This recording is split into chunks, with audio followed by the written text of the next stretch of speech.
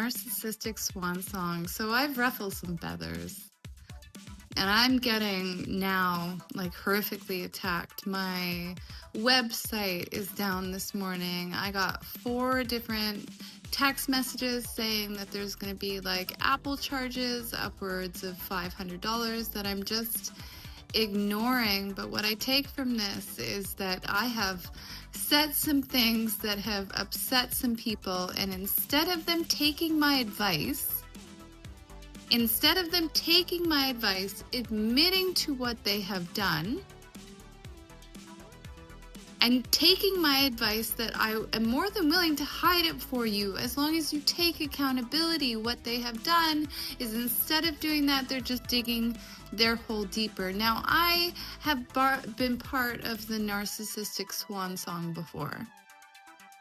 Okay, they're going to try and attack me at every level possible for the next week until I get legal support and am able to stop this onslaught abuse from happening. But I will sit back here at this point and reflect, like, you could have taken option B at any time. Now, I know that you've probably never taken accountability for anything in your life, but I will say that option B would have been nicer for you and for me. And if you think you're gonna discombobulate me and throw me off my game by doing all of this malicious shit, you're not. I'm much stronger than you. Now, I know that my platforms at this point have been culled, and to the point where they're controlling, like, my phone calls. I understand that they probably have been controlling my platforms for quite some time. That's okay. That's okay. What it has done, it's allowed me to take the last 6 months and build up enough content that I can bomb the networks all at once, which is almost a better tactic, which I'm going to be able to do quite soon. Again, you're not going to stop me, so I would strongly suggest that you just stop giving me more evidence. Now, this one's a bad one. This one's a bad one, and I'm probably gonna cry. Not because I'm ashamed, but because I'm sad that there are so many people that are around me that knew about these abuses and did nothing. Like, there are so many people around me that watched this kind of abuse occur in a social situation and we're just like, whatever, right? I'm more sad for humanity. What's wrong with you? On May 13th, I received a phone call from BMO, Bank of Montreal. They told me that they had some questionable transactions on my prepaid credit card. I do not have a prepaid credit card, and those questionable transactions, as I was told, was the purchase of illegal firearms. Obviously, I don't have a prepaid card, and also, I don't even leave the house, so why the hell would I buy a gun? Obviously, that wasn't me. It was fraudulent. They mentioned on this phone call that I should get in touch with the RCMP. They connected me directly with the RCMP, and this is important because I did not dial a number. I was connected with them directly. The RCMP picked up the phone, and I got in touch with an agent named David Paxton. Obviously, this is probably a fake name, which should tell you where we're going. He mentioned on the call that just in case he was going to search my name with Interpol. Hi, Interpol. He was going to search my name with Interpol to make sure that there was no open files, and lo and behold, there was. Apparently, I was part of a large embezzlement scheme in which somebody had opened a whole ton of offshore accounts in my name, and they had been utilized to transfer a whole bunch of fraudulent money over the past 6 months.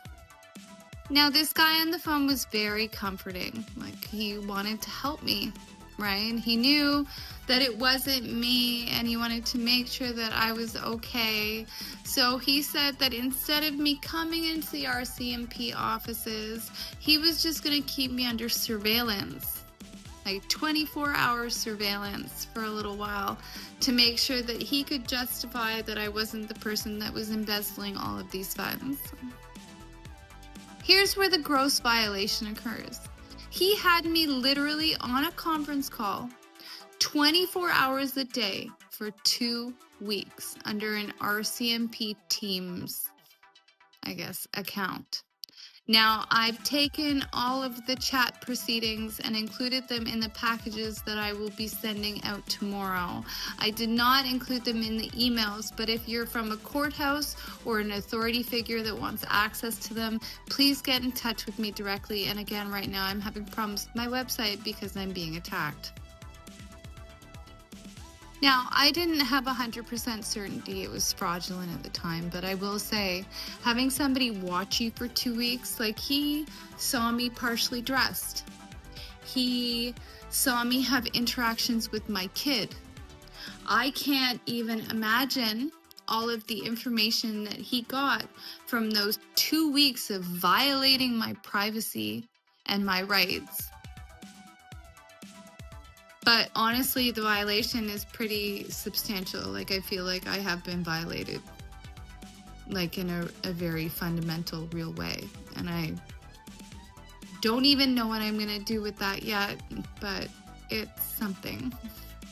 Now, I went away from a dance competition at this time, and like, at that point, I started to realize that he wasn't even on the conference call 24 hours a day. It was like me babysitting it. And then I went back through the chat and realized it was probably him communicating, even though there was somebody talking in the third person going, "Oh, David's not available right now." Even though there was somebody chatting in the third person, it was like the consistency and somebody being on the other side of the line was so inconsistent. I was like, And then I really dug deeper into it, and I realized that the chat was actually from somebody's Gmail account. And then I was like, hey, is he trying to watch me personally? Like, is this a personal thing? Like, did he get some sort of bypass of me partially dressed, and that's why he's trying to watch me? Is that why he's trying to watch me?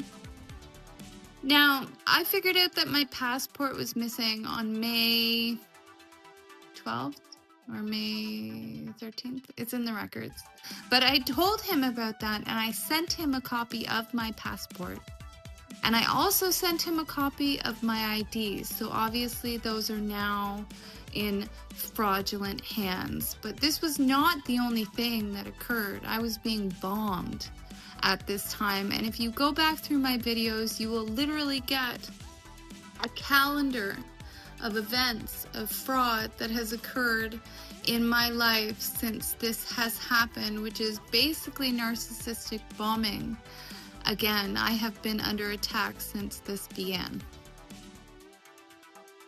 Now, because of all of the attacks that have occurred in my life, I've put together this document, and I'm going to be circulating it quite wide.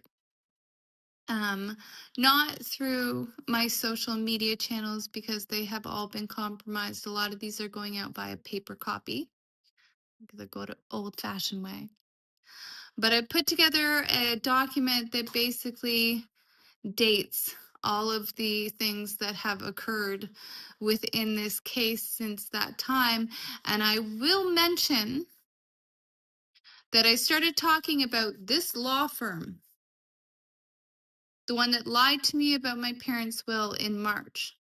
These are the 3 people that are connected to their case. And I will say, now that I know all of the things that have happened in here, I would say that this is likely a very large coordinated effort. And I will say also, I've gotten absolutely no relay from the Durham Regional Police Department. So we're going to be going above their heads.